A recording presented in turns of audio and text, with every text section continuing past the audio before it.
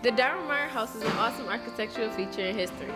With an area of about 29,080 square feet, it was built by Frank Lloyd Wright for Darwin D. Martin in 1904. The owner of the house, Darwin Martin, had worked for the Larkin Soap Company, a company that Frank Lloyd Wright had constructed several things for. The house has a ballroom in the basement, 6 rooms on the first floor, including the kitchen, living room, dining room, lounge room, a small library, and even an office for Darwin Martin. The office also has its own personal entrance, and all this was just the first floor of the main house. The house even has a conservatory where the whole ceiling is made of windows that can be opened with a special pulley system. The garden also has a statue of the Greek goddess Nike of Samothrace. And fun fact, her wings were the inspiration for the Nike swoosh on the shoes. Along with the main house was the Barton House, which was built for Darwin's sister Delta and her husband, the 100-feet-long pergola, which links the main house to the conservatory. The rest was main necessities of the time, like the garage and stables for horses and carriages, but those were built a bit later on in 1908. The house was an architectural feature that combined the Chinese and Japanese architectural style and modern day style. The house was built to be almost entirely horizontal, which is why many people call it the plane house. Get it? Flat, like the plane? Anyway, the house ended up being 167 feet long, more than half a football field. It represents Wright's passion of architecture fitting with nature. But now into the fun part, the inside.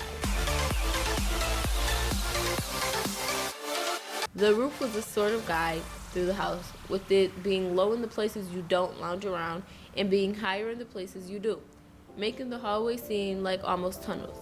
The house walls were mostly windows to let in natural light and break down the barrier of a human's nature. Another fun fact, Wright designed all the furniture in the house as well as the house itself.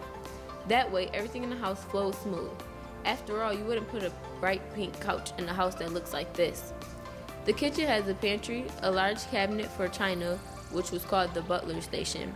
The counters were made of pure white glass. This was because they believed if you could see the dirt, you could clean it off better. The inside also has a system of radiators that flowed through the house to conduct heat throughout the interior. But unlike houses today, where you can see the vents, Wright hid the radiators and pillars that held up the house, which helped heat flow into the living room, dining room, and any other rooms in the main house.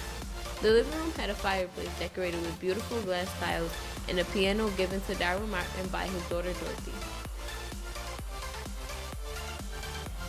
Looking a bit into Darwin Martin himself, his mom had died when he was only 6, and at the age of 13, he started working in the Larkin Soap Company.